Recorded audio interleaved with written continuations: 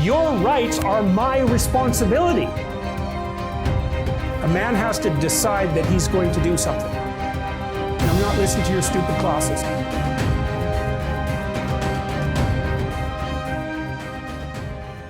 Hello everyone, my name is Bill Roach, and this is another episode of Timeless Dialogues. And today we're going to continue our series in which we respond to many of the claims by Mike Licona in his videos to me, saying that I've misrepresented his views and that I'm not accurately depicting what happened with J.I. Packer and so on and so forth. Now, what I want to do in this particular video is I want to look at various claims that they made about that meeting with J.I. Packer and how we should understand this in light of the whole sort of inerrancy debate and the Chicago Statement on Biblical Inerrancy. In particular, I want us to look at how should we interpret this J.I. Packer meeting and which version of Mike's views actually showed up at that meeting. In addition, does their interpretation of that meeting account for all of the data? And can we even establish the full truthfulness of that particular meeting according to Mike Licona's standards? Now, as we dive into this, what I want to look at is that in Mike Licona's first video to me, and he's talking about J.I. Packer, I want you to realize just a few things about this video. First of all, he had a whole group of people come together because he's trying to establish sort of multiple eyewitness accounts of exactly what happened. In addition to it, I want you to look at my video and compare it to his video. And I want you to just readily see that both in that video and his other one, Licona didn't even interact with the major points of my video. In fact, he dismissed most of the points of my video, or he dealt with very slight points in the video, really missing just sort of the whole substance of the video. And I just think that that's important because if you're going to respond to the substance of a video. In addition to it, I want you to see that Mike Licona never actually interacted with the statements released by J.I. Packer on this matter. You know, one of the key things that you have to see is that if you are going to look at J.I. Packer's view of inerrancy, you have to consider that you must interpret all of the data at hand. And what you find is, and unfortunately what you find is that Licona and his crew merely offered an interpretation of a select amount of data, namely their personal interactions, to the exclusion of other data, namely Norman Geisler's personal interactions, both in the past as they worked together for 10 years on the ICBI and with the Chicago Statement, and the personal data that Norman Geisler had in his personal meetings and phone calls with J.I. Packer on this. In addition, they left out significant interaction on propositional data, namely the various statements related to J.I. Packer. And you really just have to ask yourself, why? Now, we know most of what they're claiming and most of what they're trying to say is that, you know, one of the main reasons that J.I. Packer said what he said and he did what he did was because Norman Geisler, quote, bullied him into it, and he was afraid to come up against Norman Geisler. And in some way, shape, or form, maybe Norman Geisler didn't accurately depict his views. And because of that, Licona received an apology from J.I. Packer. And that's how we should understand this entire narrative. But what I want you to see is that most of the data that they supposedly brought to the table and was supposed to be this game changer that they weren't even willing to release until after J.I. Packer died really wasn't anything new. There was really nothing new to the conversation in that video that I heard, except this claim that Packer may have regretted stepping into this dialogue and into this debate, and this idea that Norman Geisler somehow bullied or forced him or intimidated him, or whatever terms they would decide to use to really just sort of say Packer didn't do this of his own free will. And, you know, the unfortunate thing is that neither Norman Geisler nor J.I. Packer are here. They've gone to be with the Lord, and they really can't come and sort of clarify exactly what happened. So what we're going to do is we're going to actually reintroduce another letter into the conversation that those guys did not deal with, because remember, their meeting occurred in 2016. But we have another letter, another thing from J.I. Packer, specifically talking about the time that they met with J.I. Packer and his views about what happened. So maybe there is a little bit more data to consider and to interpret on this. However, before we do this, like I said, there are just several issues that we need to look at here. And, one of the first things that I think we need to look at is sort of just very quickly the background of the ICBI. And over and over and over again, Mike Licona and these figures, and you read Licona's latest book here, and he talks about the three framers. Well, there weren't three framers of the Chicago Statement on Biblical Inerrancy. There were several framers to the Chicago Statement on Biblical Inerrancy. And like a simple read of this, go pick up Explaining Inerrancy by R.C. Sproul. And it talks about that these things had been submitted by Doctors Edmund Clowney, James I. Packer, R.C. Sproul.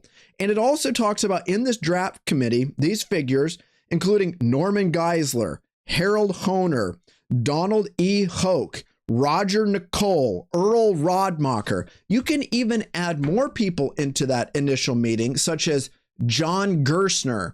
You had Greg Bonson, who was involved. You had Francis Schaeffer that was involved. And, for so many people who look at the apologetics world and they recognize the theological and apologetics world, these are key leading figures who are all framers. So when we look at this issue of how should we understand the ICBI and the Chicago Statement on Biblical Inerrancy, we need to first and foremost say, when they're saying there are three framers, that's manifestly incorrect.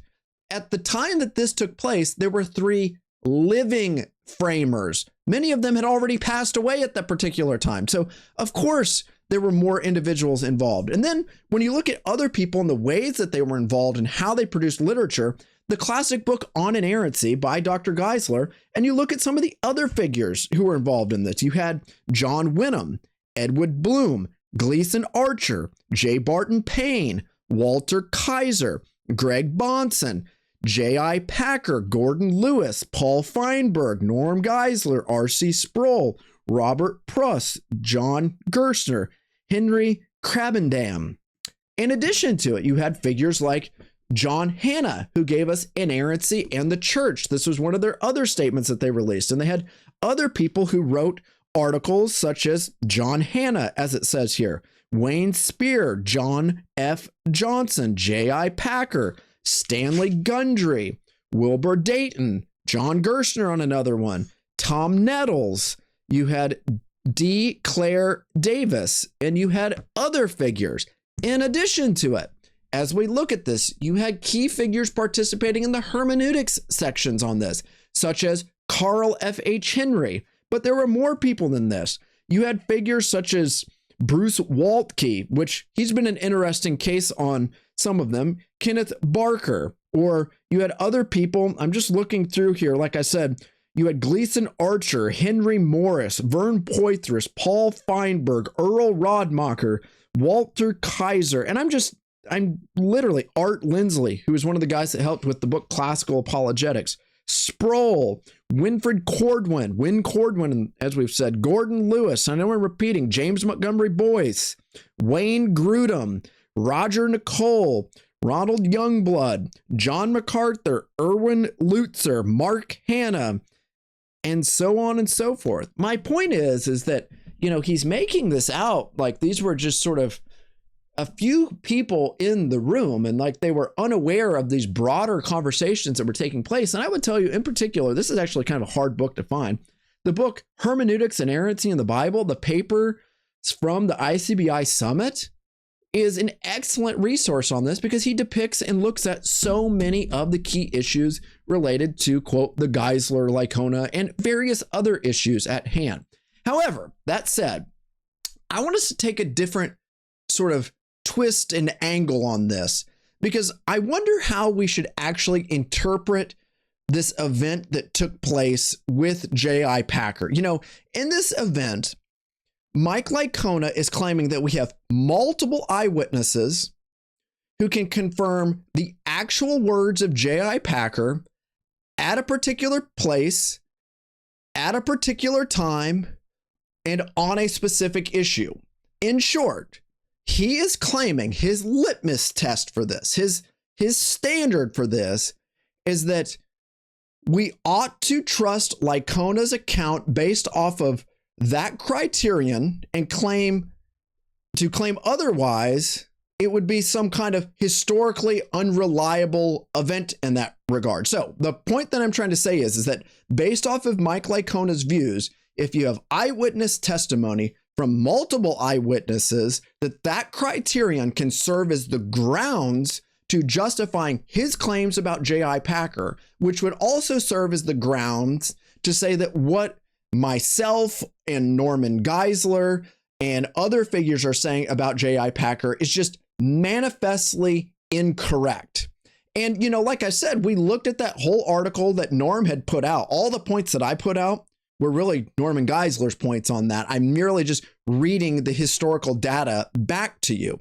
So here's what I want you to ask ourselves in this regard.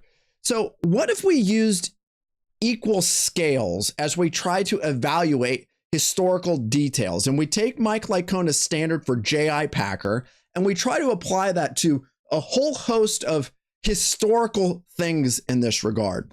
So let's just look at this as it relates to this first standard. As we look at the Gospels claim to be an eyewitness account from multiple figures concerning particular figures and events, sayings, places, and time.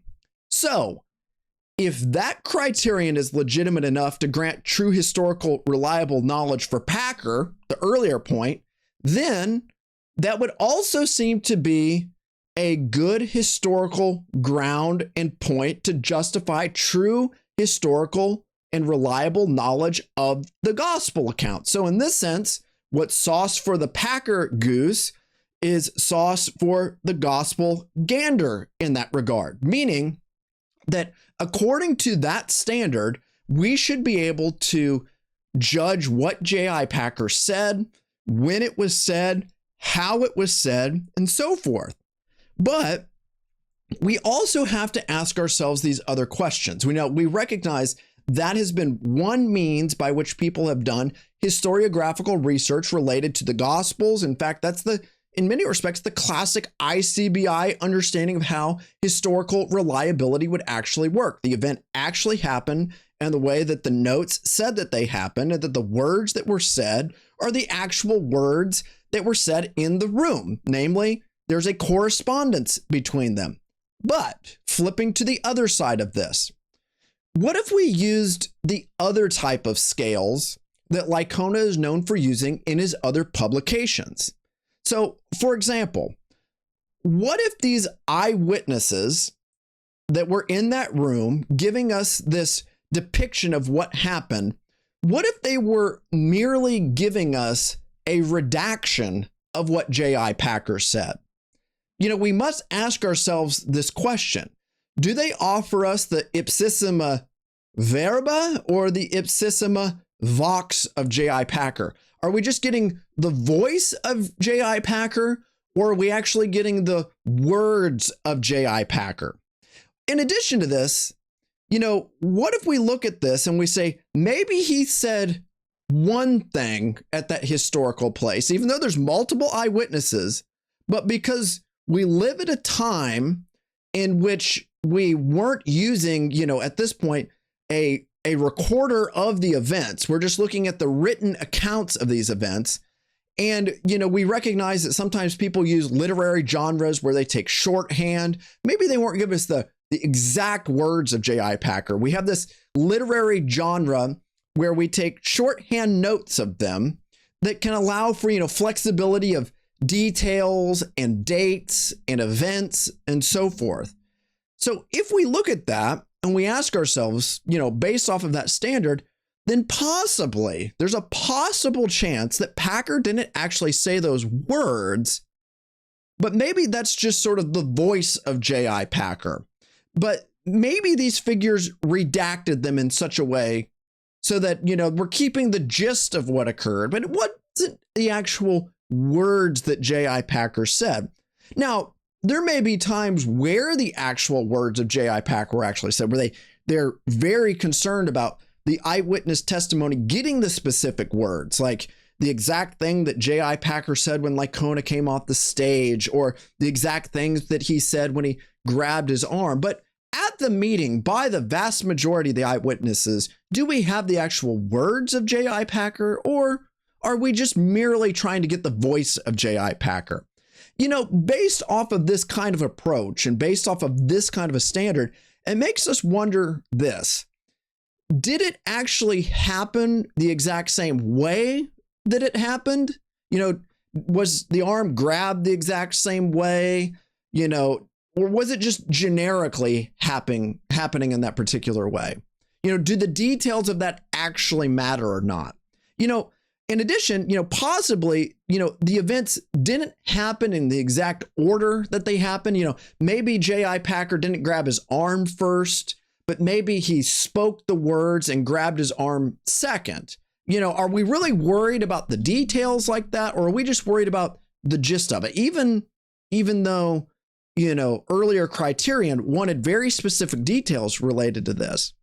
Now, what if we had another issue here where maybe the eyewitnesses, the people in the room, had some memory lapses about other events in the past? You know, maybe they had an issue where an event happened in their life and they can't remember it anymore. You know, they thought they were one place and they were in another. Or maybe there was a fact that they had wrong on some other issue, like they didn't remember who they baptized at a particular time, or something like that. And based off of that, maybe they're just having memory lapses here. We don't really know. You know, I mean, they're truly human people, and sometimes truly human people have memory lapses. But in addition to this, maybe we need to engage, in particular, when we look at the notes and even their video, you know, the editorial process of this video, maybe we need to engage in a literary analysis of the compositional devices that they use to put that video together, to grab the exact words of Packer, to sort out what is the ipsissima verba and what is the ipsissima vox of what actually occurred. And based off of this, we can see which words are permitted and which words are not permitted, and which words were actually historical and which words were actually not historical, in order to actually know what was going on. But it gets even better than this. Maybe what we have to do is we have to get a group of people who are specifically trained in this regard as it relates to these particular types of genre criticism. And these are the people who are going to be qualified and to speak and to write about what actually occurred. You know, they're the only true scholars on the matter. So regular folk, just like you and me, who are trying to tell us the truth about this matter, we may not be able to get there, but those who have the right literary training and the proper redactionary processes, according to the proper events that are taking place, they're the ones that are going to give us the real life and words of J.I. Packer on what occurred on this particular date. That said, most of you see exactly what's going on here. Mike Licona, in many of his books, is offering us two different standards by which we understand how historical events occurred. You know, in one event and at one particular time, he's saying we need to trust the multiple eyewitness testimonies of J.I. Packer based off of firsthand accounts, including the sayings, the orderings, the times, the events, the framing of the events, and so forth.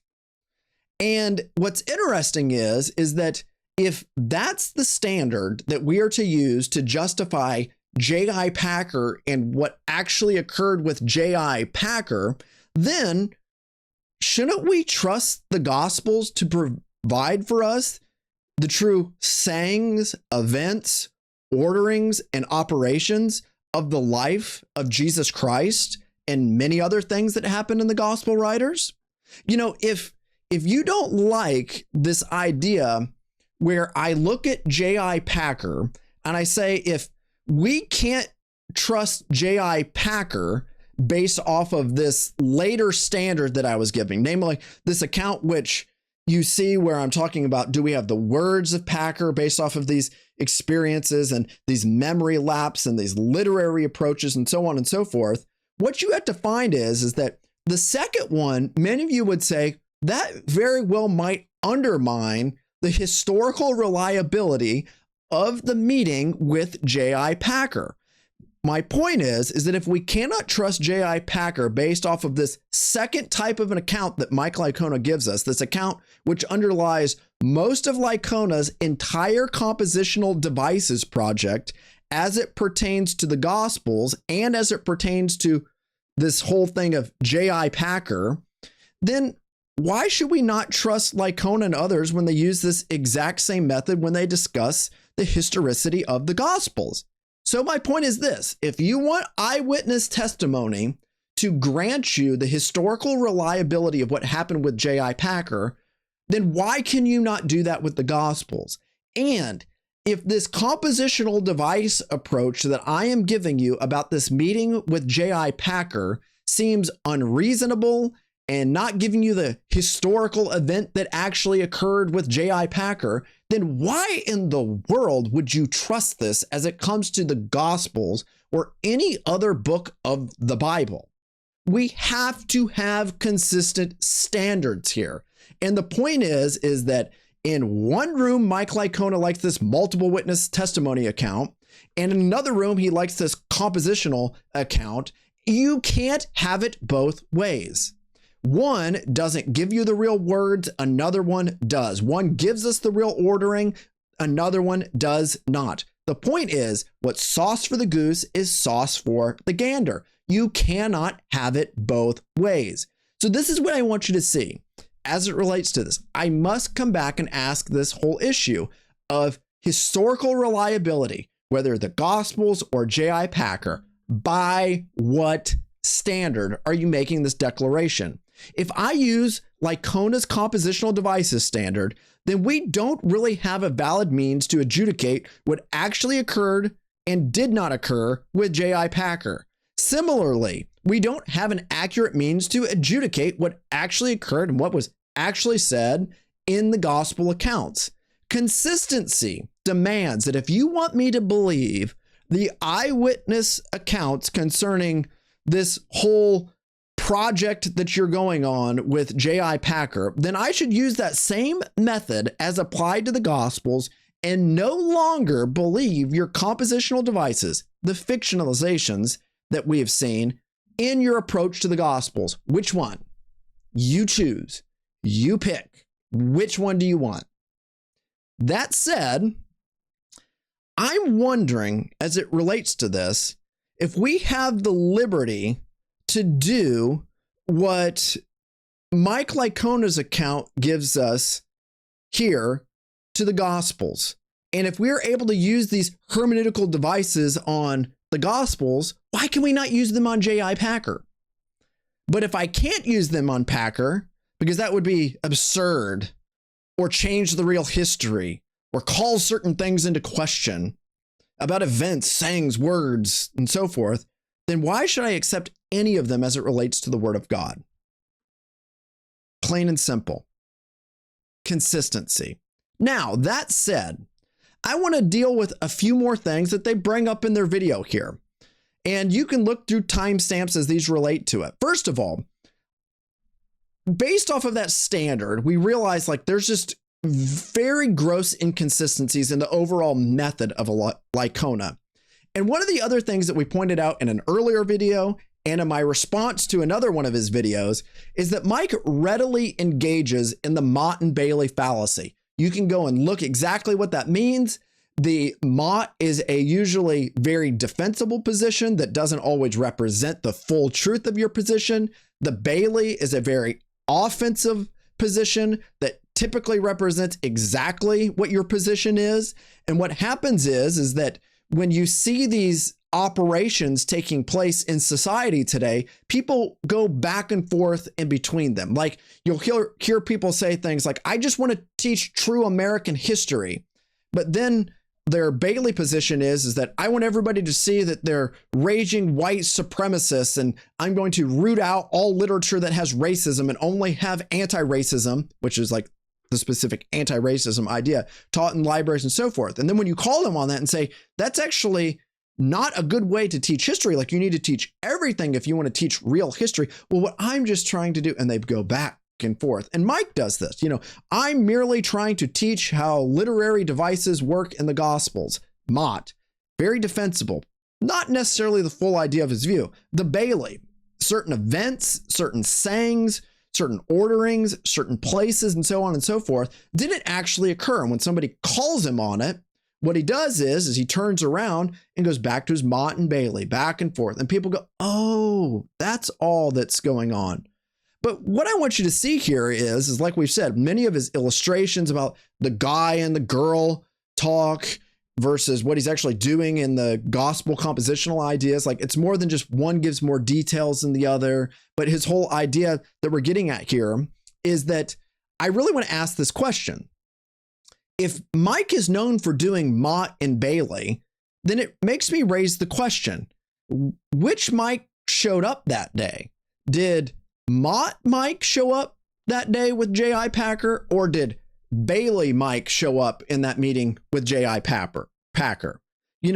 These ought to be considered, because when Licona is doing these kinds of things, he can very quickly go back and forth between them. And it can be confusing at first. And I think one of the reasons that this has been very confusing is because, let's take his whole guy and girl talk. Licona will typically use his guy and girl talk analogy as a way of saying, how men and women discuss different things. And he argues that these differences shouldn't be considered errors, but a truthful way of communicating about the same event, just in different ways. And this typically rests upon the notion that men give less details and women give more details.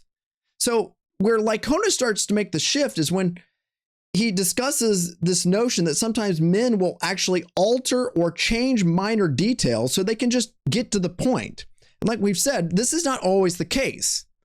Men are sometimes very meticulous about details, and women sometimes are not always meticulous about details. There's huge stereotypes that are really taking place in this regard. But notice what he's doing here is he's trying to say, just as men sometimes change details, sometimes the gospel writers change details, and we all get what they're doing. Second, what we have to find is that this type of approach doesn't even represent Licona's true views to the fullest extent. Licona uses compositional devices as a means of fictionalizing events, sayings, and chronology, and so on and so forth. And when you listen to Mike and you listen to his interviews, and in particular his whole ABCs of defending the Gospels, which I'm fairly sure that's the exact talk that he gave when he was before J.I. Packer. He uses these kind of analogies, and he really just lives in the Mott. He lives in the Mott quite a bit. So it really makes me wonder, when he came off the stage, did J.I. Packer only hear the Mott expressions of Licona and go, this is all that he's talking about? Of course, there's nothing wrong with that. I don't know. Why? Because when you look at Mike, you kind of never know which Mike is going to show up that day.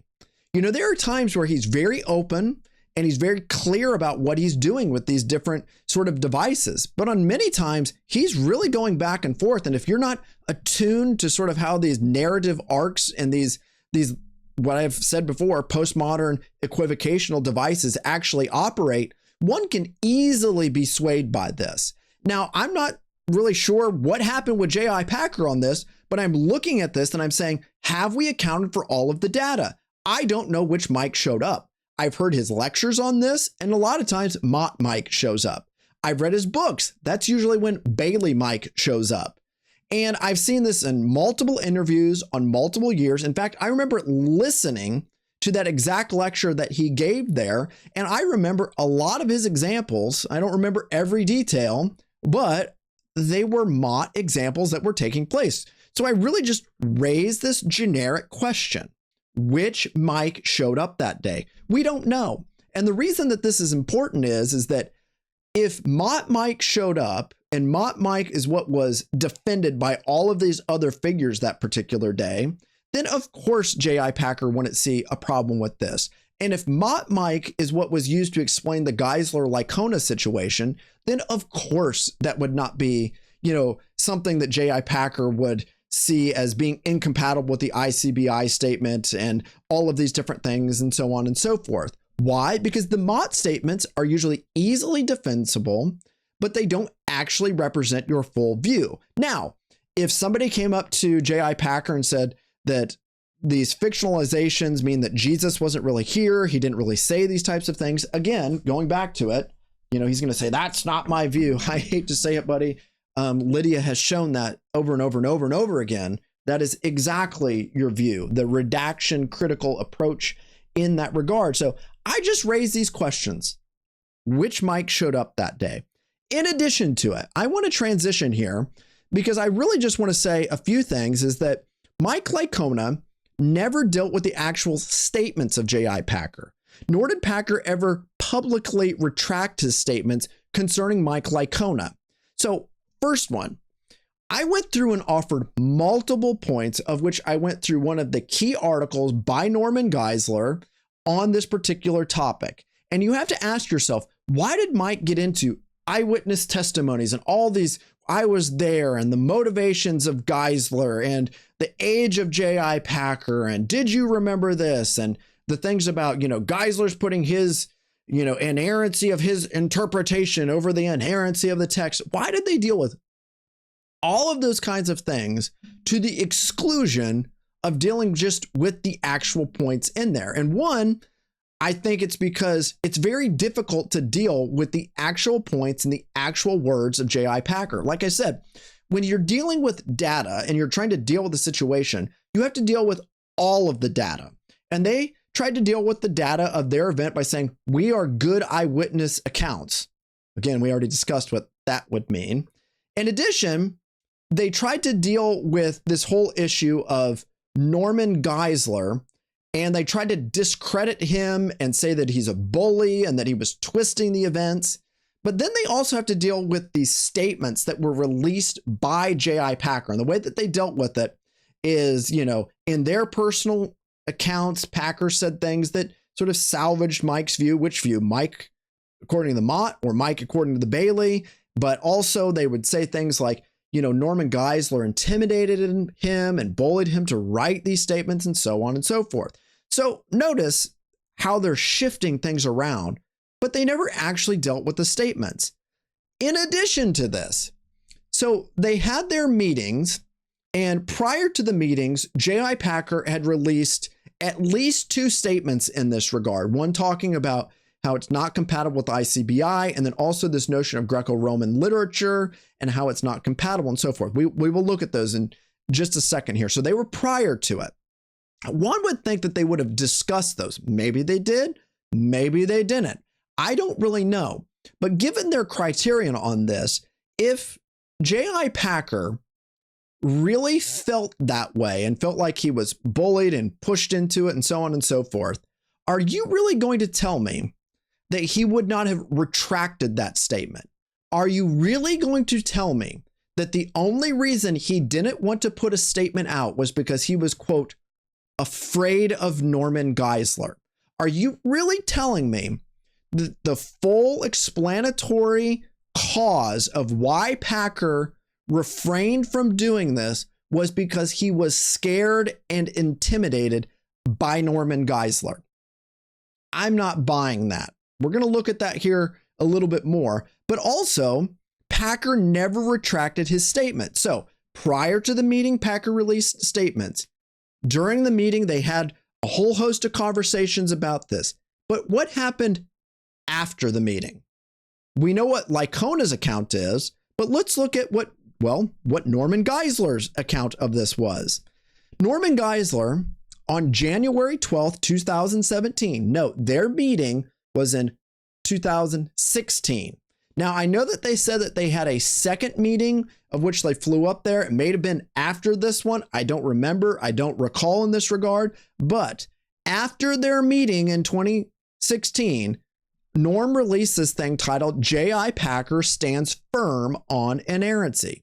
He said this: I called J.I. Packer at about 1:50 p.m. Eastern Standard Time, Thursday, January 12th, 2017. We had about a 15-minute talk on ICBI, Inerrancy, and Mike Licona. I told him that rumors had come to me from Licona supporters that Packer may have changed or modified his view on Inerrancy. He denied flatly that he had changed his view on the topic. As for my specific question as to whether or not he still supported the ICBI statement on Inerrancy, he said that rumors to the contrary were categorically and absolutely false. He gave the same answer to my second question as to whether he had changed his view about Mike Licona's view expressed in Packer's letter on 5/8/2014, which declared that Licona's position was contrary to the ICBI statement. The statement reads, as a framer of the ICBI statement on biblical inerrancy that once studied Greco-Roman literature at advanced level or at an advanced level, I judge Mike Licona's view that because the Gospels are semi-biographical, details of their narratives may be regarded as legendary and factually erroneous to be both academically and theologically unsound.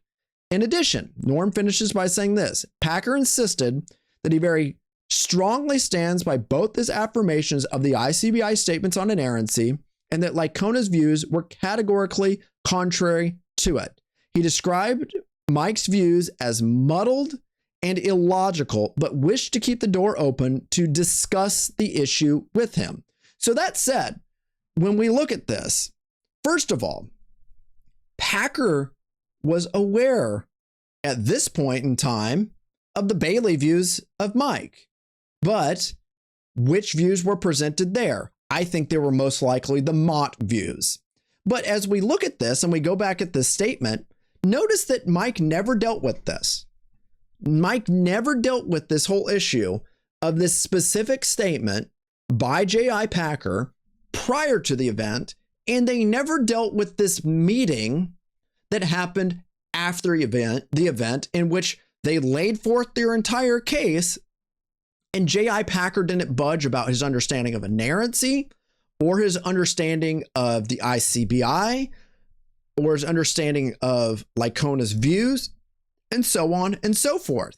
So I think when we talked in our first video about reasons why Packer endorsed the book and so forth, I think that explains other things about why he dealt with, why are there gospel differences. But notice what he continued to say after the meeting, that Mike's views he considered muddled and illogical, but he wished to keep the door open for more conversation. And I think one of the reasons that he did that is that, J.I. Packer, I think, truly had a shepherd's heart in that regard. He wanted to see people move in the right direction on particular issues. So my point is that he didn't actually deal with my original statement, and we have Packer's account of how the event should be interpreted concerning Packer's understanding after the event on January 12th, 2017. And like I said, their conference took place on sometime in 2016.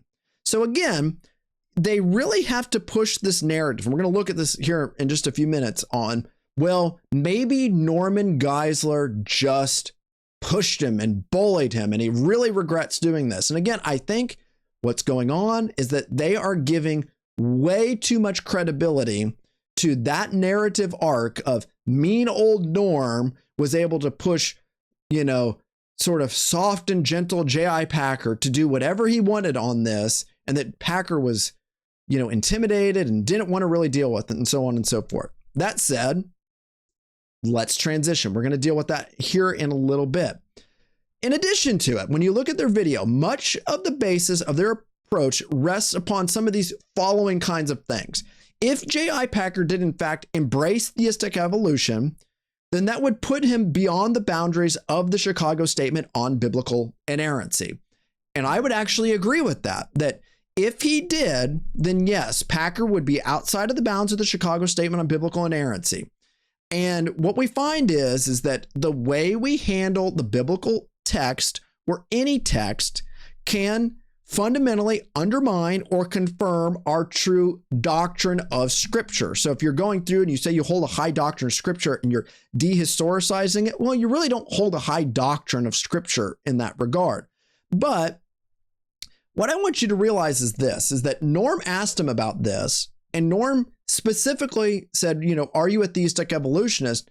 And Packer said that he was an old earth creationist. Now, there are other accounts, and I have to readily say this, where, people like Alistair McGrath and others have seen Packer very sympathetic to theistic evolution. That said, when we look at this, we don't have a formal statement of J.I. Packer saying that he supports theistic evolution. We're trying to put the collective data together. But what I think you need to see is that I really don't think that matters here. And they're using this as a big red herring. Yes, if J.I. Packer embraced theistic evolution, I think he denies the inerrancy of the Bible. Plain and simple. As I think anybody who embraces theistic evolution denies the inerrancy of the Bible. But when you look at this, what you have to find is that somehow, if J.I. Packer believes in theistic evolution, therefore he denies inerrancy, and somehow that would be reconcilable with the Chicago Statement on Biblical Inerrancy, I don't think that necessarily follows, or that you can smuggle theistic evolution into the ICBI statements. I think what you could have is you could have a situation like this where he claims to believe in theistic evolution and he claims to be affirming the ICBI. And I think what we have is a grave contradiction between the two. And the reason I say that is that if you read the ICBI statement and the hermeneutic statement, and you go through explaining inerrancy, and you go through the commentary on the hermeneutic statement, they are very, very clear. In fact, I have a whole video on this issue of theistic evolution and inerrancy in my channel. You can just go look it up, where I show the exact quotes over and over and over and over again. And when you look at the other framers of the Chicago Statement, not only are the clear propositions saying this, but these people defended the classic doctrine of creation. Now, one of the key things you have to realize is that the Chicago Statement didn't take a position on the age of the earth. And I know some people, that's a big deal for them, but they didn't make that a particular issue. But they did make theistic evolution a litmus test for believing in inerrancy. Why? For the simple fact that Genesis teaches a creation, Jesus reaffirmed the creation throughout that. The New Testament reaffirms the creation. Did not God make or create them male and female? Simple as this. And ultimately it comes down to this. I really don't care if your doctrine of Scripture is whatever you say it is. My biggest issue is this. You call yourself a Christian, and you should have a doctrine of Scripture that is reconcilable with Jesus's view of Scripture. So my point that you look at it is it's not an issue of, does J.I. Packer think that theistic evolution is compatible with the Bible? The issue is, does Jesus Christ think that theistic evolution is actually compatible with the Bible? That's the ultimate test on this. And this whole issue of J.I. Packer and so forth, the reason that they want J.I. Packer to do this, I'm just going to be very clear, is that they think if they can smuggle this into J.I. Packer, that it somehow takes the gas pedal off of Mike Licona and the criticisms that are coming after him. No, it does not.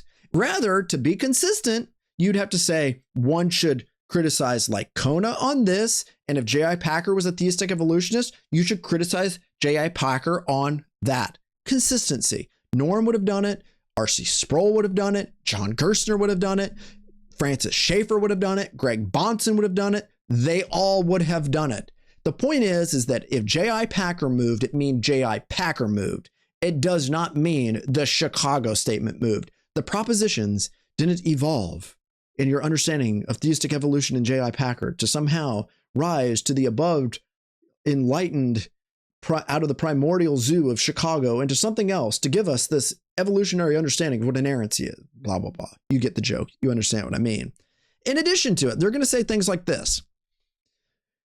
There are different interpretations of the Chicago Statement of Biblical Inerrancy.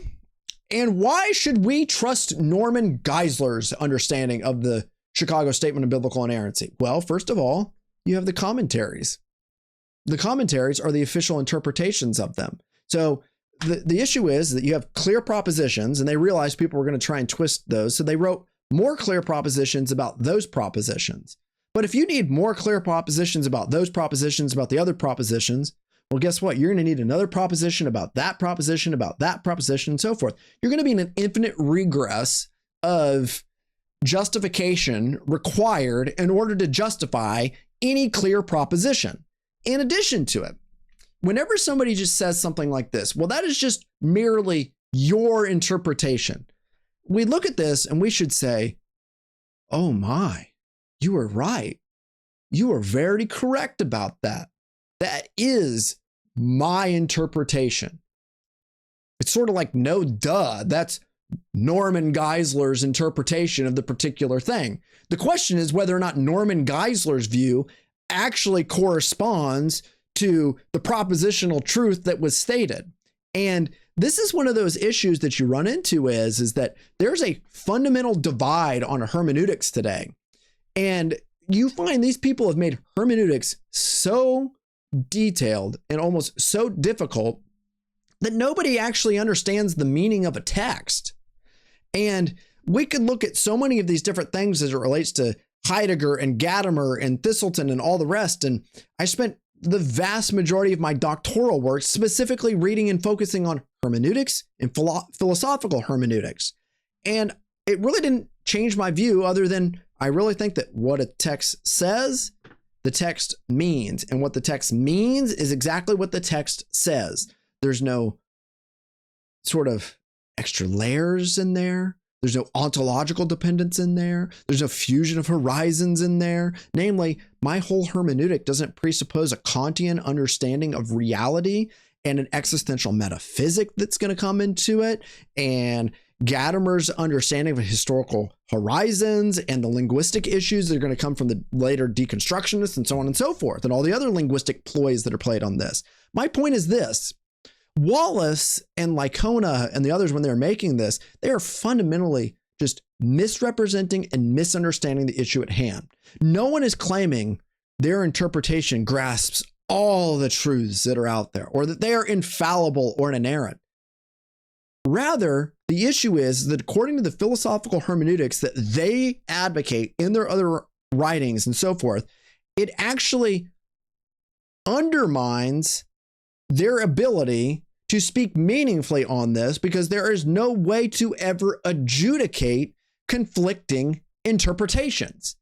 We could similarly just respond and say, well, that's just Mike's interpretation. That's just Dan's interpretation.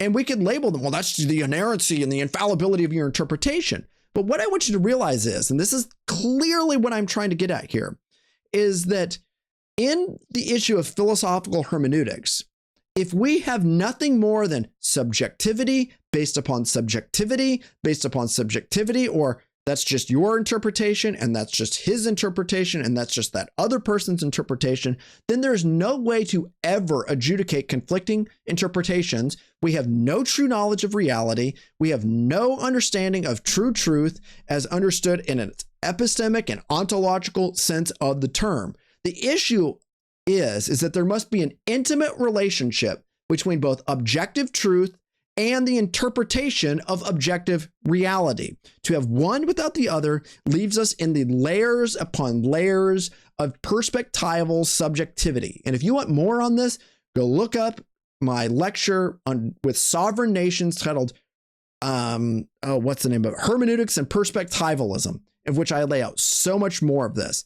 So my point is this. In short, there are ways a person can claim that they are affirming inerrancy and completely undermine that approach by the way that they handle the biblical text. Everyone recognizes that. So this idea of that's just their matter of interpretation, all of these particular issues were dealt with in the hermeneutics inerrancy in the Bible and the hermeneutics text that was given specifically in the ICBI 2 summit, in which they specifically and intentionally pushed back against this type of philosophical hermeneutic. And in fact, I would say if you have that type of philosophical hermeneutic, you're not reconcilable with the ICBI, which was a historical grammatical approach to the text.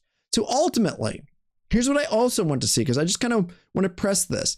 If these figures disagree with what I'm saying, It results in the following. Just listen to me here. First, that's just their interpretation. So who cares? Let's move on. Or two, it makes it logically impossible for me to misrepresent Mike or any other author or writing. Why? If objectivity is impossible, then as it relates to this, without objectivity, there would be no ability to misrepresent something, for there would be no ontological or epistemological standard to actually misrepresent, namely the ontological and the propositional standard of what's in any text or whatever is the actual status of Mike's view. However, if we do grant misrepresentation, then we grant standards. And if we grant standards, then we grant objectivity. You get my point here? Is that without objectivity, you can't misrepresent something because you don't actually have a grasp of the thing at hand in order to know if you've deviated away from it or not. But if you grant me objectivity, then I can adjudicate various different interpretations, and this whole subjectivity of hermeneutics game just goes to the wayside. In addition to it, you're going to say, well, nobody believes in objectivity. First of all, it's self-defeating to say nobody believes in objectivity, because do you have an objective understanding of all the people talking about objectivity in order to objectively say there is no objectivity? They're giving us an objective statement, and they expect you to have an objective interpretation about that statement concerning their views or any other things like this. And they expect us to be able to not only have an objective interpretation of it, share it collectively across historical time periods and in various places that can be communicated to various different people on a whole host of matters. But my point is this: objectivity is something you cannot run away from. In order to deny it, you must affirm it. So we might as well just be people who are reconciled with reality and affirm objectivity. So let's keep going here. So let's just say this. So even if Packer did say Licona's approach was compatible with the Chicago Statement of Biblical Inerrancy and so on and so forth, it would not only be against the clearly stated interpretations of the living framers, but it would also be directly contrary to the following thing. So one is at the layer of people giving their interpretation. One, it would be against the clearly stated propositions of the Chicago Statement and the Chicago Statement of Biblical Hermeneutics in this regard. Why? Because they deal with all of these things. Obviously, they didn't have Licona in view. Licona really wasn't a figure on this, but they had other figures in view. They had other redaction critics in view, specifically Robert Gundry. So it would be contrary to the clearly stated propositions in the official commentaries and all those things. Like we said, the official commentaries are very clear about this. Also, if they did this, if Packer did say this, it would be contrary to what he put his name to when he signed, saying that he affirmed the Chicago Statement of Biblical Inerrancy, Hermeneutics, and the official commentaries related to them. So then you would have an issue of, at one point in time in Packer's life, he affirmed A. But then now, after their meeting, he affirms non-A. But what we have to find here is that we know that Packer expressed his opinions when people pressed him, and other figures such as Norman Geisler talked to him about this, that clearly Packer continues to say, no, I affirm A, not non-A. That's why I go back again. Which Mike showed up, Mott Mike or Bailey Mike? And this was clearly something that we understand in his statements on the matter after the meetings and so on and so forth. So the point is that I really don't care if J.I. Packer on this thinks, and I'll even go so far as to say this, I really don't care if Norman Geisler all of a sudden shifted his views on this. The texts say what the texts say. If a person happens to change years later, that does nothing to the status of what these statements actually have to say. It's one massive red herring. And I think the only reason they're doing it is they see J.I. Packer as sort of the weak link on this. They knew Sproul wasn't going to change. They knew that. Everybody knew that. And neither was Norman Geisler going to change. However, let's look at this next issue. Someone in the video claimed that J.I. Packer was somehow bullied into offering a statement and that he later regretted it. And I asked this question, does this really represent the life of J.I. Packer? Seriously, does J.I. Packer in all of his writings and all of the battles that he fought, does he come across as a man who's just going to easily be pushed around?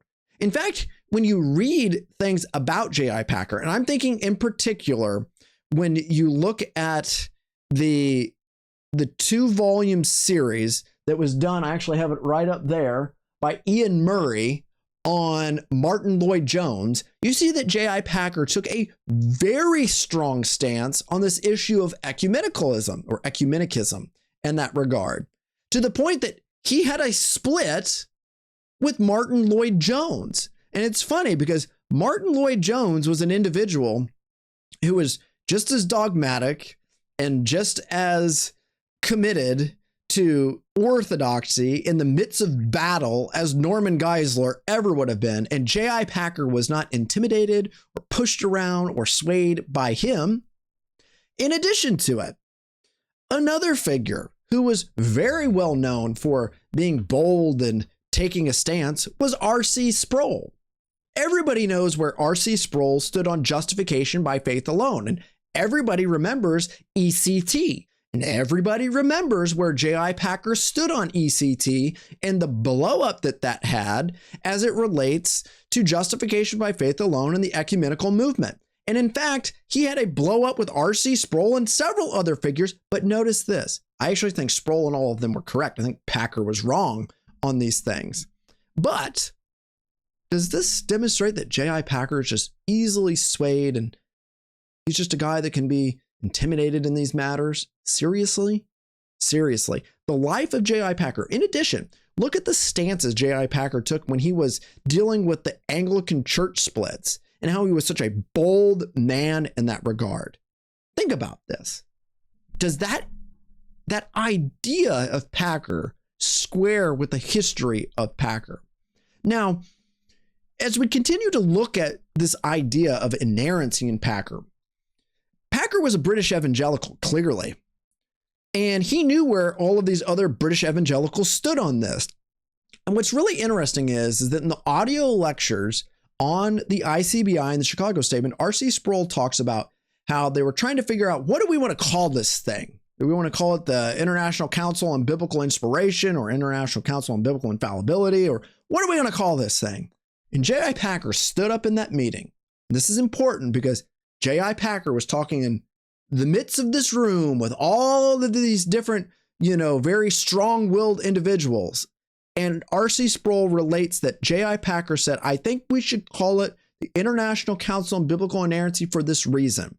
In the history of the church, sometimes orthodoxy was determined by one word and sometimes by one letter in a word, talking about the homoi and homoousios issues as it relates to the Christology understanding. And he said the reason we should call it inerrancy is because it's a strong enough term to explain what we actually mean, and it's a strong enough term to keep those who really disagree with it from actually affirming it.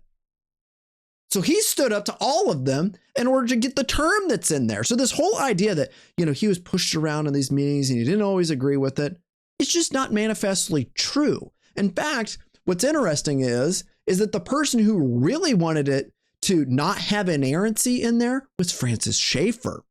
Francis Schaeffer said, no, we're going to lose all these British evangelicals because they just don't like the term, even though they might believe in the concept. But it was the British evangelical, J.I. Packer, who said, no, the history of the church demands that we must be clear on these matters, and inerrancy is the term that we should use. So, in addition to this, moving on here, they're painting this picture that Norman Geisler bullied him.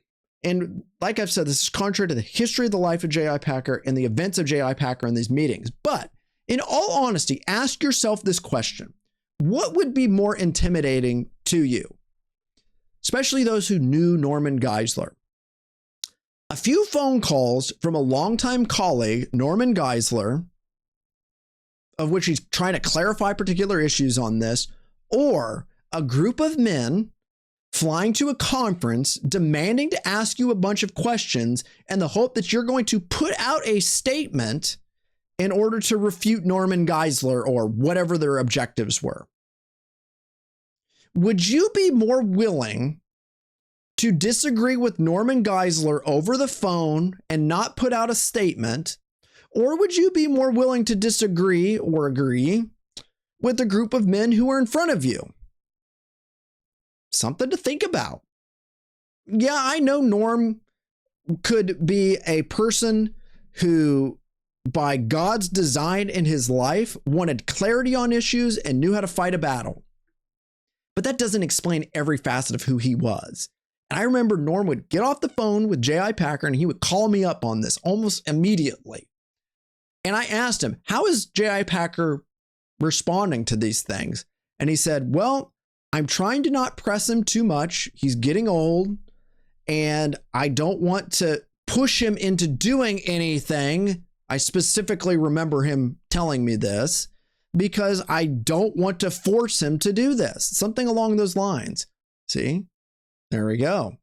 You guys are giving me generic ones. I can give Norm generic ones in that sense. But the whole point is that in personal conversations, Norm was very clear to me that he did not want to push J.I. Packer. And he said some of it is this, you know, he's a British evangelical. Sometimes they're a little softer in the way that they deal with issues. You know, he's an Anglican. Anglicans aren't as cutthroat as our Presbyterian friends or other friends in this. And he said, I don't really want to end the conversation with J.I. Packer by forcing him to say too much. So the personal conversations with about J.I. Packer with Norm with me were directly contrary to this guy saying that Packer was somehow bullied by Norm. In addition to it, just looking at the big picture of it, what would be more intimidating to you? A whole group of people saying, no, what you're seeing is that what you thought about the politics concerning this issue, you know, they're not true and all the rest. So here's what I really want you to look at. It says, we have honestly no way to trust what was said in this regard as it relates to what they said about what happened and these intimidation concepts related to Norm and Packer and all the rest. Here's what I want you to look at. We have no way to trust, one, what they said about the politics of the matter to J.I. Packer. How in the world do you know what they actually said? Did we get Mott Mike or Bailey Mike? Did we say, how did they depict the internet things that were going on? How did they depict this? I have absolutely no clue. Now, the flip side is this, is they're going to say, well, we have no clue what you guys said to J.I. Packer in your phone calls. Good. Okay. So it almost makes it a moot point.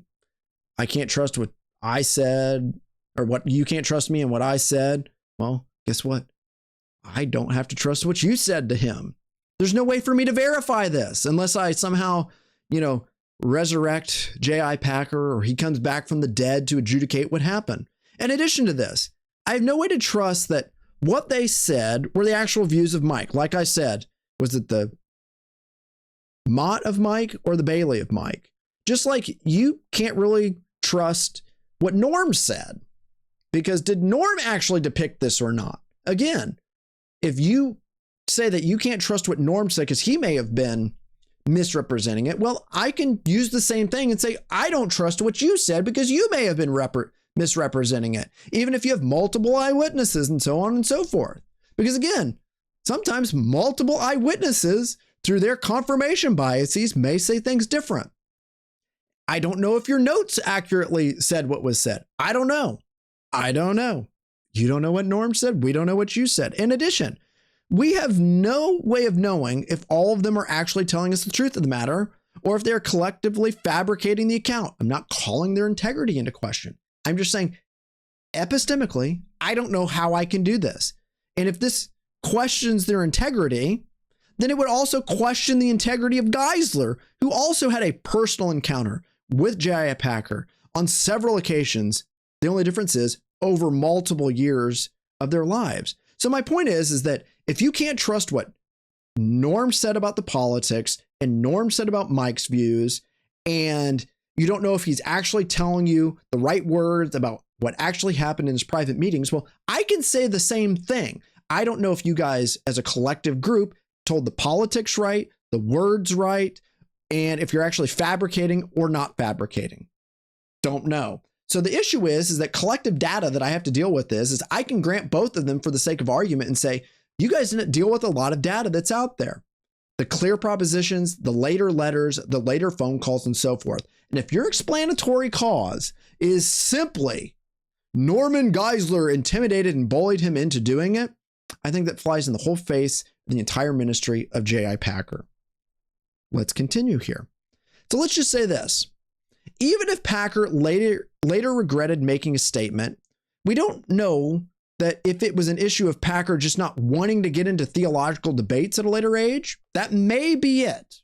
It might be he just kind of, man, I really regret getting involved in that one. Or if he felt like the way Geisler brought him into the debate improperly represented his true feelings and his views. So if it's the former, like he just didn't want to get involved, then it simply means Packer didn't like engaging in these sort of later theological debates in his life. In fact, it seems like Packer, per his latest letter with Geisler, wanted to, quote, leave the door open as a means to help and shepherd Licona.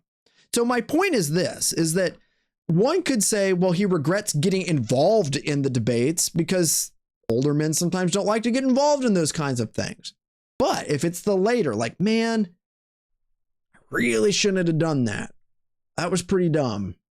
Man, I shouldn't have done that. What was I thinking? If it's the later, let's just use their criterion again. Watch the video of this regret concept. First of all, it's solely based off the testimony of the one person, the Anglican priest. And in addition to it, when you look at it, this individual at minute 31:20, he talks about how he doesn't really specifically remember how he said it. So now you have one testimony of a guy who claims his memory wasn't fully in step at the moment at this point. So my point is that if it's the later and it's solely based off the testimony of one person, Packer must have not been too seriously concerned about it. Why? Because he never retracted his statements. If I really regretted something and had like to that degree and to that level, and man, I really regret saying what happened here, I'd retract my statement. And I'm not going to allow the explanatory cause of I just don't want Norman Geisler coming after me to be the sole determinant. Like, be a man. Seriously. Moreover, what we have to find here is that given Licona's claims for establishing a historical event, we must recognize the so-called regret claims came from a singular person, so they cannot be verified since Licona requires multiple sources. Again, Mike, if that's your standard, we're going to hold you to it. Did he have multiple sources? In fact, this whole idea, this event will never be able to be verified apart from speaking with J.I. Packer from the grave. If you require multiple sources on multiple times, then we have no way of verifying it. In fact, Mike, you didn't even know about it until the guy said it in the video, according to the way you reacted at that point in time. So clearly it must not have been like a huge narrative change, because if it was, you would have said something much sooner. Now, this whole issue, just looking at various things here, they might claim, well, someone might say, well, Packer didn't want to retract it because he was concerned Geisler would go after him. Mean Norm is going to come after him. But remember this, Geisler died before J.I. Packer. Norman Geisler died on July 1st, 2019, and J.I. Packer died on July 17th, 2020. That's, my math is correct, that's 1 year and 16 days of opportunity. And if I really regretted something and I really was afraid of Norman Geisler and that he's going to come after me, guess what? You have a year and 16 days to retract your view. And believe me, in today's world, you can put out a letter. He could have wrote to Christianity Today and put it in there. He could have sent an email to Mike Licona. He could have sent it to any host of these individuals to easily put it out. And Packer, like I've said, this is a sufficient amount of time to retract your views and not have to face Stormin' Norman, who's scary Stormin' Norman in that regard. And like I said, you know, even Licona was unaware of Packer's supposed regret because he admitted it in the video when the participant made the claim. However, and I'm just going to say this because I think it needs to be said, one must also recognize that if Licona knew about this information prior to either the death of Geisler or Packer, I would bet my last dollar that he would have released that information. Why? Because it would have helped his case in so many respects. If I knew, and I was in Licona's seat, and I knew that J.I. Packer had serious regrets about this, I'm not going to give this whole, well, we were waiting for Packer to die or Norm to die or all this. I'm going to let all of that go out and I'm going to release it. You know, in addition to this, you know, if we're going to keep saying this whole point of how we want to clarify this, this easily could have been done after the death of Norm and prior to the death of J.I. Packer. So, Mike, if you knew about it and you were afraid of Norm, then you could have orchestrated things in such a way, or any of those guys could have orchestrated in such a way, if you really had the regrets on this, and Packer had the regrets on it, that he could have released it after the death of Norm and prior to the death of J.I. Packer. But none of this occurred, and I ask, why not? Why not? Packer could have easily done it and not faced any of this. Now, one figure claimed that J.I. Packer actually didn't agree with the Chicago statement and that it was difficult for him to work with such strong personalities. Therefore, Packer just sort of allowed a lot of these things, even though tongue in cheek, he's like, man, I don't agree with this. I don't agree with that, and so on and so forth. However, like we said, this is directly contrary to the life of J.I. Packer to stand up to strong personalities. Hate to say it, if he's going to stand up to R.C. Sproul and John MacArthur and D. James Kennedy and some of these others as it relates to ECT, believe me, he's going to stand up in a meeting like that if he really disagrees with it. Moreover, I actually think that utterly calls into question the integrity of J.I. Packer. Well, I don't really agree with all of this, and I just kind of went along with it, but I put my name on there. Seriously? Seriously. Like, that's your explanation for everything that's going on? But even, let's add to this. What if it's just a really difficult figure? Believe me, nobody would have been more difficult in debate than Martin Lloyd-Jones, and he was able to stand up to him. In fact, it split their whole issue on the Puritan conferences that they used to have. They pretty much died out after that because of it. All these issues that were related to it. In addition, as we look at this, like I said, Packer was in the minority at first about calling it the ICBI, and he stood up to many of these key figures and their use of inerrancy to actually say for the use of inerrancy. And also, when we look at this whole issue of that J.I. Packer was an individual that came up and he apologized to Licona and even encouraged him to continue the work. Maybe he did, maybe he didn't. Do we, like I said, do we actually have the real events? Mike, what's your standard of truth? And if you're going to say, this is really what happened, Bill, don't you call this into question, then I'm going to use that standard of truth when you go to the Gospels, and I'm going to say, what's sauce for the goose is sauce for the gander. So I also have to say again, which Mike showed up, the Mott Mike or the Bailey Mike. And you know what? On a very practical standpoint, you know, Mike, I really do feel sorry that you've had to go through with this. I really do. Nobody likes to go through with this. But as I've said over and over and over again, you were not unaware of the circles that you ran in. You ran in the circles of conservative evangelicals who have just been steeped in the Chicago Statement of Biblical Inerrancy. You served in the circles of the Southern Baptist Convention during some of the height of the conservative resurgence on this. You knew the boundaries. You knew what was going on.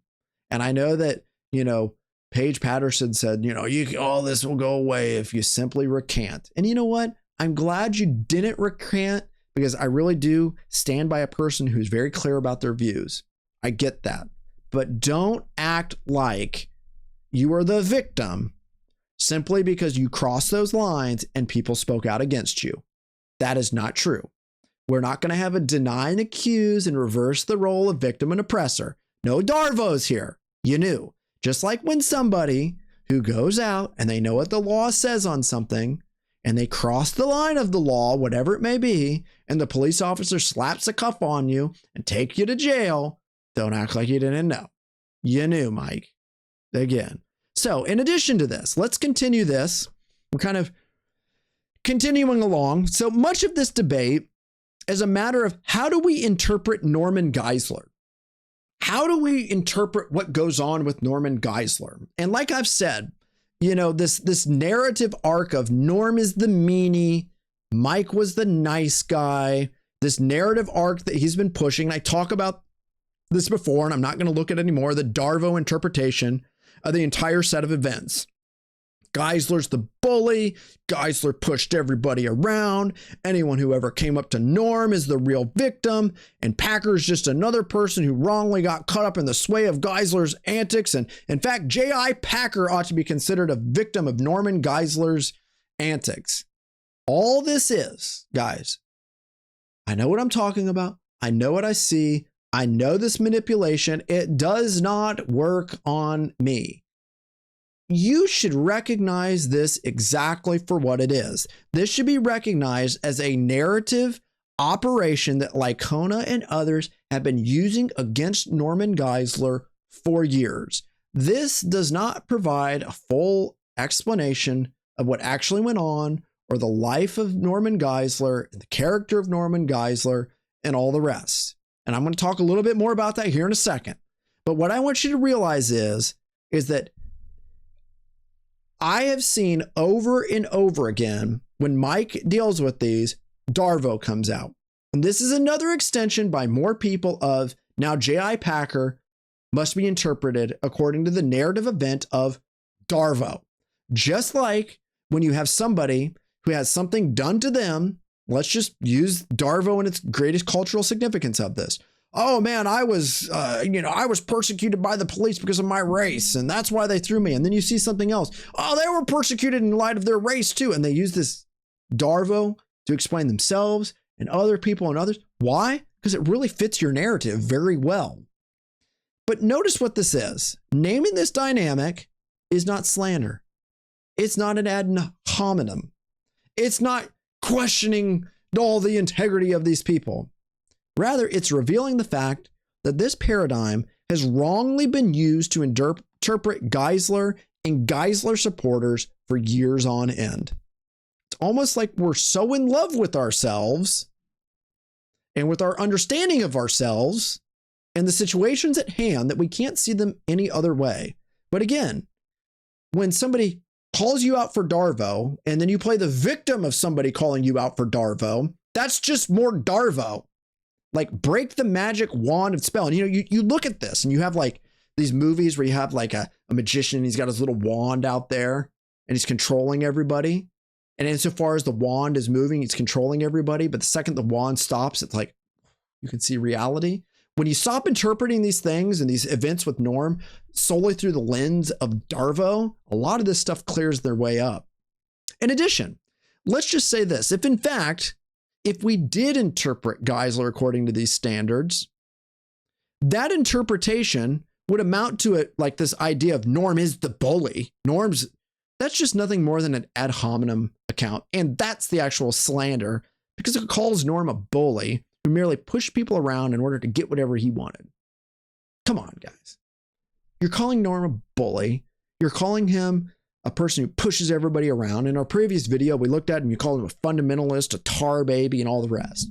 Stop the antics. Grow up. In addition, finally, here's something else that we need to look at. I do recognize this, is that many people close to Norm recognize that Norm did have a strong personality. Like, I'm not going to deny that. Norm stood his ground. Norm was opinionated. Norm had a very strong personality. And for some people, if it was a battle of personalities, yeah, it was difficult to work with him. I recognize that. I was his assistant for years on end. Loved the man, but you know what? Sometimes he was difficult to work with. And I will say this. I was just talking with my half brother about this. My dad's been dead for 10 years now, give or take. And you know what? We love our dad. But you know what? For my dad, there was one way to do farm work, and there was one way to feed the cattle, and there was one way to do this, and there was one way to do that. And you know what? Some people, that's just the way they are. And some people are massive pushovers, and some people are this, and some people are that. However, those of us who are closest to Norm realized that was one small segment of Norm, one small piece. And those of us who knew him knew Norm to be a loving man, a caring man, a generous man, a man who loved the truth, who loved people, loved his family, loved his students, and so much more. So when you guys go out and you just make Norm out to be this crotchety old man, you are grossly slandering him and radically misinterpreting him. And yes, here's what I want you to realize about this is that unfortunately, and it doesn't matter if it's you or me or anybody else, doesn't matter. Take me in the worst times of my character. And if you interpret me and my life at that particular time, according to that particular moment, as the sole litmus test for how I have dealt with every single person on every single case without the grace of God in my life and the sanctifying grace of God in my life, that would paint a horrible picture of me. And it would paint a horrible picture of you. And it would paint a horrible picture of Norman Geisler and everybody else on the face of this planet. Nobody should ever be interpreted by moments of our lives where vices dominate us to the exclusion of the virtues that have been manifest in us. You would not want that done to you, and you should not do that to Geisler. Or, as we would say this, love your neighbor as yourself. Or, we're redeemed sinners. Or, but by the grace of God, there go I. Or, I'm a work in progress. Same for me. Same for Geisler. Same for you. Stop the antics on this. It's really childish. It's frankly just unchristian. It's ridiculous. In addition to this, fortunately, when you look at this, I say this all the time, our greatest weakness is our greatest strength. And fortunately, God gave Norman Geisler significant strengths, true conviction, a sharp mind, the discernment to see right through issues and get straight to the core of them. And it's funny because many people, I heard one individual say this, when it's an issue that you want Norman Geisler to be on your side, man, you love the character of Norm. But if it's something you don't want Norm on your side for, then you slander him. So ridiculous. God in his providence and God in his grace made Norman Geisler, and he made Mike Licona, and he made Bill Roach, and God made R.C. Sproul, and he made the Apostle Paul, and he made every person you've ever met, whomever it is, the way that they are. And we should never measure a person at their weakest moments, and we should praise God for the virtues and the character ideals that are in their life. And that's one of the things that we find is that, without Norman Geisler, the tidal wave of secularism and humanism and theological liberalism and all the rest would have utterly overtaken the evangelical church. And there are other figures out there, but Norman Geisler was one of the key figures on this. In fact, if you look at the history of the apologetics movement over the last, say, 50 years, all the key figures and all the key people in so many respects were tied either directly to Norman Geisler or something Norman Geisler directly started, influenced, and so on and so forth. Like this apologetics conferences and all this, Norm was so big on this. So again, Norm was a person greatly used by God, and to use this kind of thing is a low blow. In addition, if you want the true picture of Norman Geisler and the different ways that God used Norman Geisler, I would highly encourage you, go on the internet, go online through NGIM, Norman Geisler International Ministries, and go watch the documentary Unqualified, because it depicts who Norm was and what a lot of people thought about Norman Geisler. And I will tell you this, I remember being at Geisler's funeral. I remember watching probably his top student preach at his funeral. And I remember sitting around, we were in Calvary Church and they were doing all these renovations. Ironically, the sanctuary looked terrible that day because of the renovations. They couldn't hold it anywhere else. Why? Because thousands of people showed up at the funeral of Norman Geisler because he was a man that stood upon the truth in a God-honoring, loving way. In addition to this, ultimately what I want you to see here, and we'll kind of finish on this whole debate is not an issue of whether or not J.I. Packer's on your side, who's on my team, who's with me, guys. This is an issue of what does the Bible clearly teach on these things? And what you have to find is that we want to affirm a doctrine of Scripture consistent with Jesus Christ. And I would highly, highly, highly, highly encourage you, pick up this book on inerrancy right here and go read John Wynnum's first chapter titled Christ's View of Scripture. And ask yourself, do you have the same view of Scripture as Christ's view of Scripture? In addition to it, are the books that we're investigating, do they have Christ's view of Scripture? I would also highly encourage you to go on YouTube and look up, which this is the universal sign for YouTube, by the way. You got to move your hands like this, and YouTube just pops up. It's amazing. Go and look at James White's lecture, something like Jesus' view of Scripture. It was a sermon that he gave at his church. Watch it. Reflect upon it. So what I want you to see is that this is not an issue of what did J.I. Packer say or what does the ICBI say? It's simply this. Our final authority for faith and practice is the Bible. What does the Bible have to say about these matters? No. The key issues at stake here concerning the Chicago Statement are this. In the past, Licona claimed that his views were reconcilable with the Chicago Statement on biblical inerrancy, and Norm said no.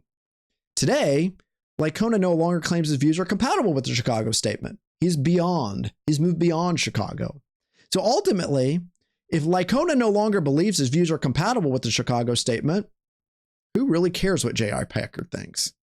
Seriously. If he thinks his views aren't compatible and Packer does think that they're compatible, well, guess what? When it might be able to play the trump card to J.I. Packer in that incident, saying, no, I really think my views aren't that. Seriously? And what I want you to realize is that Licona speaks for himself, and by his latest publications and papers at ETS, he has clearly demonstrated the issue of J.I. Packer and the Chicago Statement are just a moot point. Why? Because he doesn't believe in the Chicago Statement. It doesn't really matter anymore. He's just trying to get him on his side. And Licona is clearly and evidently beyond Chicago because of his verbal affirmations and the affirmations of the final living framers of the document. So moreover, my point is this, that even this is another point that people forget all the time. It's not just the living framers who disagree with Licona. It's actually the living signers who say the exact same thing. Like they say that he's beyond it. Kind of like framers and signers like Walt Kaiser or Win Cordwin and all the rest. So with that said, this is wrapping up this conversation here. And I really just want you to come back to this. Consistency, consistency, consistency. If we're going to use Mike's approach in this about the historical reliability of multiple eyewitnesses giving us the events, orders, and chronological, then we should be able to apply that same standard to the Gospels and get the real words and the real events and the real orders. And if they didn't happen in that particular way, then the Gospels aren't historically reliable. But if you don't like me using this compositional approach and all these different things related to J.I. Packer and that whole event, because it's like, oh, that's not giving us the real, oh, come on. Then don't apply them to the Gospels. What's sauce for the goose is sauce for the gander.